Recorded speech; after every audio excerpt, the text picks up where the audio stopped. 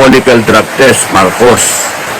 Pero namatay yung issue, natakpan na ibang issue. Kasi magaling tong administration na mambura ng issue na mag-ano sila ng mag-introduce ng mga pag-uusapan ng mga sa tagal ng rally na yan, wala rin nangyayari. Kaya ang danger is nagkakaroon ng rally fatigue na yung mga Pilipino. Kaya ako sinasabi, one time, big time na lang tayo para magkaalaman na.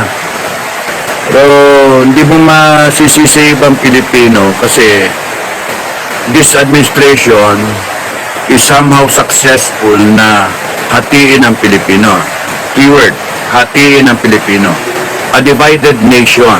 Paano nila hinati ang Pilipino? Narrative. Yung narrative na napakawalang yan ng mga Duterte, matino ang mga Marcos. Isa yon.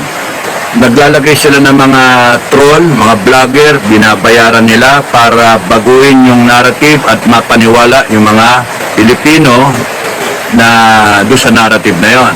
Na hindi pwedeng iupo ang Inday Sara kasi may bahid. Yun yung kanilang Tapos noon, nagpa-effect sila ng tupad. Tupad, ano tawag yan? Yung mga,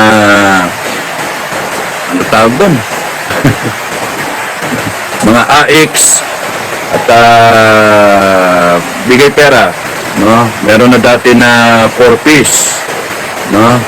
Yung mga ayuda-ayuda na yan ay pinatupad nila. So probably around 10 million, 15 million Filipinos ang nakikinabang. Ang pinamimigay nila pera ng taong bayan, yun yung pinamimigay nila. Tapos nananakot sila.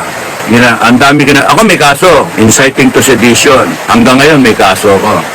Inahamon ko nga na arestuhin nyo na lang ako para mapilitan ako na pag-arestuhin kayong lahat, mga animal kayo. Hindi nyo ako matatakot, matarantado kayo. Alam kong nasa tama ako, kayo nasa mali. Kakampi ko langit, kayo kakampi nyo, demonyo. So, marami kong kakampi mga Pilipino. Issue after issue. Una, droga. Pangalawa, PCSO. Pangatlo, yung ginto na ano pa muna, PI. Yung People's Initiative na sinasabi na babaguhin yung konstitusyon, 32 billion nilabas nila doon. Pirma mga tao. Ang mga tao naman, penge. Pirma sila. Involved dito mga congressmen kasi sila yung naglako ng pera all over the country para baguhin yung constitution ko, no. Hindi nag-work, nag-backfire yun.